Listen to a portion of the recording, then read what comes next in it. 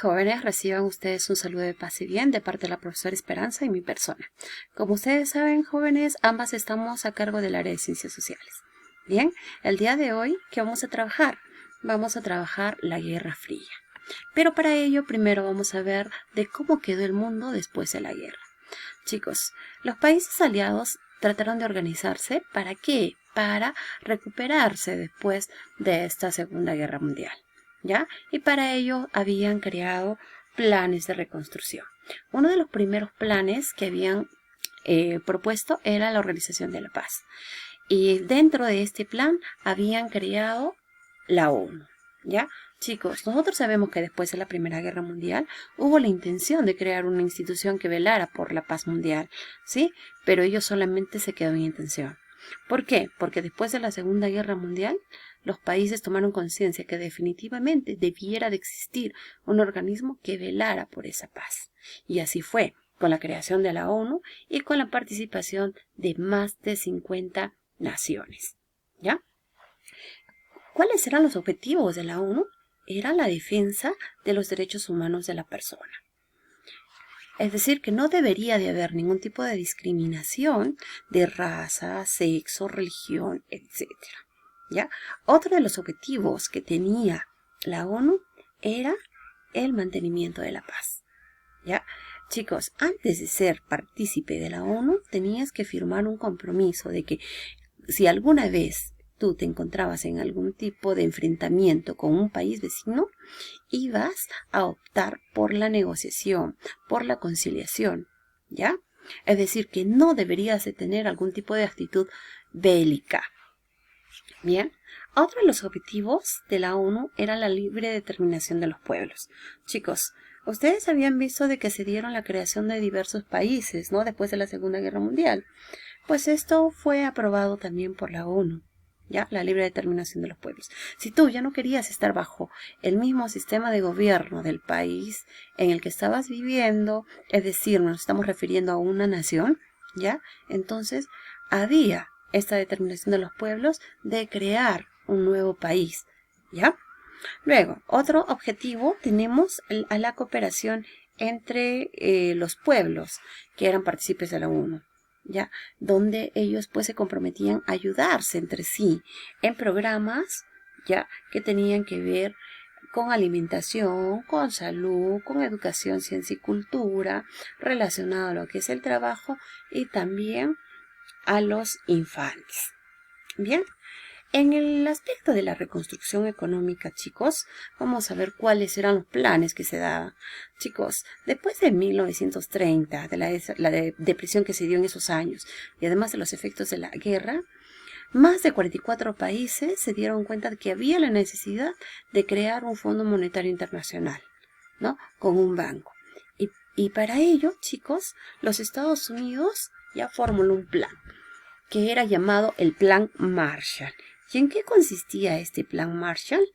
No era más que un conjunto de créditos abiertos para estimular la recuperación productiva de quienes, de los países, ¿ya? Pero chicos, en realidad la finalidad que realmente tenía los Estados Unidos era la de ganar mercados, colocar capitales en Europa y fundamentalmente lo que quería era alejar la posibilidad de las revoluciones comunistas.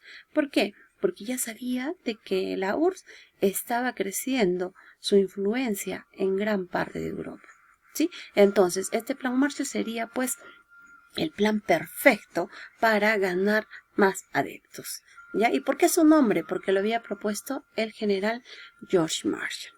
Chicos, pero por otro lado, la URSS no se iba a quedar pues tranquilo. Si los Estados Unidos iba a crear el Plan Marshall, entonces, ¿qué iba a hacer la URSS? Pues crea la Comecon. ¿Y qué era la Comecon? No era más que un consejo de asistencia mutua económica, es decir, que iba a asistir a quiénes, a los países comunistas. Y con ello, ¿qué es lo que quería la Unión Soviética? Definitivamente prohibía a aquellos países que estaban bajo su influencia de participar en el Plan Marshall. ¿Ya, jóvenes? Bien. Chicos, sabemos de que el mundo se ha dividido en dos. Por un lado tenemos a los Estados Unidos y por otro lado a la URSS. ¿Ya? Si Estados Unidos tenía a que era a los países que estaban sobre todo en la parte de Europa Occidental, como el caso de Francia, Reino Unido y demás, teníamos a la URSS que estaba sobre todo, que tenía gran influencia en Europa Oriental. Los Estados Unidos tenía un sistema democrático liberal, mientras que la URSS tenía un régimen político dictatorial, ya llamada democracias populares. Bien, Estados Unidos tenía ¿qué? Una economía capitalista, mientras que la URSS tenía una economía socialista. Estados Unidos aplicaba la doctrina Truman. ¿Y qué era esta doctrina Truman? Era una doctrina en la cual deseaba contener el avance de la URSS. Inclusive el senador McCarthy inicia una casa de brujas. Es decir, para él todo el mundo ya es comunista, ¿no? Algunos artistas de ese entonces pues fueron sindicados como comunistas y muchos de ellos apresados y llegando inclusive a ser eliminados. Por otro lado, ¿qué es lo que hacía la URSS? ¿Ya? La URSS reprimía todo tipo de oposición política. Es decir, que no había persona alguna que se opusiera al tipo de decisiones, a la ideología que ellos tenían. Y si así era, ya, pues eras apresado con largas condenas. Y muchas veces llegabas a ser hasta asesinado, como el caso de León Trotsky. ¿Ya? Chicos, los Estados Unidos también ya crearon estrategias militares, ya sobre todo para una protección de todos aquellos países que estaban bajo la influencia de los Estados Unidos, que era ¿cuál? Ya, la OTAN. La estrategia militar de los Estados Unidos de protección era la OTAN, ¿sí? Y mientras tanto, ¿la URSS iba a quedar de brazos cruzados? No, pues no se iba a quedar de brazos cruzados. Y frente a esa creación de la OTAN, ¿qué hace la URSS? Crea el Pacto de Varsovia, ¿no? Con los mismos fines, con las mismas intenciones, ¿sí? Chicos, ambas potencias, ambos bloques, siempre estaban uno detrás del otro para saber qué es lo que hacían. Y para saber qué es lo que hacían, chicos, ellos tenían espías, ¿sí? Pues obviamente ambos lo sabían, ¿sí? En los Estados Unidos, chicos, ellos contaban con la CIA, su red de espionaje, mientras que por otro lado teníamos la KGB en el caso de la URSS.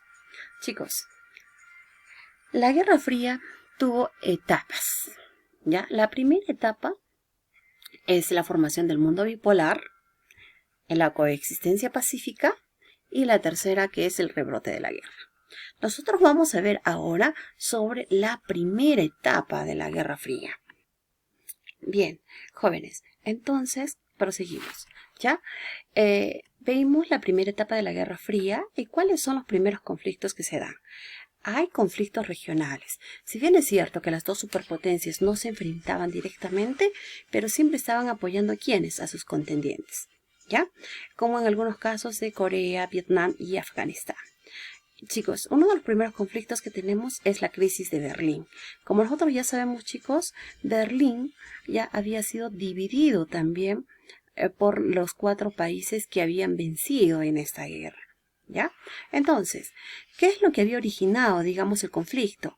El hecho de que Gran Bretaña, Francia y los Estados Unidos formaran la República Federal Alemana había molestado a la URSS, que en represalia, ¿qué había hecho? Había bloqueado la ciudad de Berlín Occidental. Pero ello había fracasado, ¿por qué? Porque los otros países habían formado un puente aéreo. Entonces, esto molesta también a la URSS. ¿Y qué hace la URSS en respuesta? Crea la República Democrática Alemana. Y en 1961 crea el Muro de Berlín, el principal símbolo de la Guerra Fría. Jóvenes, si nosotros pensábamos de que definitivamente el muro de Berlín era un muro tan sencillo y simple, pues no era así, ¿ya? Vean ustedes ya la extensión que tiene este muro de Berlín. Mire, en el muro interior tenemos toda una bloqueta prácticamente de cemento. Si tú podías definitivamente pasar esa bloqueta de cemento, ya llegabas a una valla eléctrica, que definitivamente si la tocabas, entonces mandaba la señal sobre todo a quienes, ya a las torres de vigilancia, que definitivamente alguien estaba cruzando ese muro o esa valla. Seguías cruzando, tenías vigas de obstáculos que eran antitanques, porque, bueno, las personas no solamente cruzaban ya este muro, sino también lo hacía a través de ¿qué? A través de carros, tanques, etcétera. Si cruzabas hasta esta valla, posteriormente, ¿qué teníamos? Pues estas torres de vigilancia, los miradores, etcétera. Pues si pensabas que ya habías logrado cruzar el muro de Berlín, todavía no lo habías hecho. ¿Por qué? Porque esta zona ya había vigilancia canina. Y si lograbas pasar esa vigilancia canina, posteriormente te encontrabas en una zona de patrullaje, donde más de 14.000 policías estaban patrullando la zona. Y si considerabas que habías pasado esa valla, teníamos luego las fosas antivehículos, ya que muchos de ellos se quedaban atrapados pues en estas fosas y no llegando a cruzar el muro de Berlín. Y si llegabas por lo menos al muro final, es decir, al muro externo, pues sabías de que este tenía una altura de 3 a 4 metros aproximadamente. Es decir, jóvenes, que no era nada fácil cruzar este muro. Bien. Chicos, otra de los principales conflictos era la guerra con Corea. Chicos, ya es sabido por nosotros que Corea ya era habitado ¿por quién? Por Japón. Pero como Japón había perdido la guerra, entonces quiere decir de que por un lado la URSS, ya la Unión Soviética, iba a mantener su ejército ¿en dónde? En el norte de Corea, y los Estados Unidos en el sur. Pero los norcoreanos tenían la intención de hacer una sola Corea. Y es decir, que los norcoreanos empiezan a invadir Surcorea. Invaden Surcorea, llegando prácticamente hasta el sur de Corea, ¿ya? Y esto no es bien visto por quién, por los surcoreanos, ni mucho menos por los norteamericanos, quienes piden a la ONU participar para o que aprobaran su intervención militar.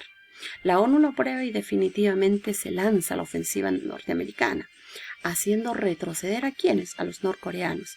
Y no solamente los hicieron retroceder, sino que habían llegado casi hasta la frontera con China. Y eso preocupa definitivamente a China. Entonces, ¿qué dice China? No puede ser posible, ¿ya? Y con el respaldo de la URSS, apoyan a Norcorea y hacen retroceder ¿a quién? ¿Ya? A los surcoreanos, a los norteamericanos. Entonces, esto tampoco es bien visto por los norteamericanos. Entonces, el general MacArthur, quien estaba a cargo de, digamos, esta ofensiva, amenaza con el uso de armas nucleares. Y esto definitivamente causó su destitución. ¿Por qué? Porque uno de los principales integrantes de la ONU, pues es los Estados Unidos. Y si era los Estados Unidos, pues no iba a permitir que uno de sus generales definitivamente pues lanzara este tipo de amenazas. ¿Sí? Entonces, chicos, en 1953 firman el alto al fuego y se divide Corea en dos estados. ¿Ya? La línea divisora es el paralelo 38, murieron más de 2 millones de personas y miles de soldados norteamericanos se quedaron a resguardar Corea del Sur por varios años, lo que hizo que definitivamente pues tuvieron descendencia por allí. Bien, jóvenes, llegamos a la parte final. ¿Y qué es lo que vas a hacer? Vas a primero observar y escuchar el video que yo les voy a adjuntar posteriormente, que es la canción Libre de Nino Bravo, y van a completar el siguiente cuadro. ¿Ya? Me van a completar este cuadrito después de haber escuchado la canción. Esto es para la canción, esto es sobre todo para lo que es la Guerra Fría, y este lado es para lo que nosotros estamos viviendo en la actualidad. Y posteriormente, ¿qué vas a hacer? Vas a elaborar una opinión crítica sobre los inicios de la Guerra Fría. Y si yo te digo una opinión crítica, es que vas a dar tu parecer, ¿sí? Y no solamente vas a dar tu parecer, sino también lo vas a argumentar. Mínimo 10 renglones. Entonces, chicos, por favor recuerden que todos somos importantes. Nos alejamos ahora para podernos abrazar después. Quédate en casa y muchas gracias, jóvenes. Hasta una nueva oportunidad.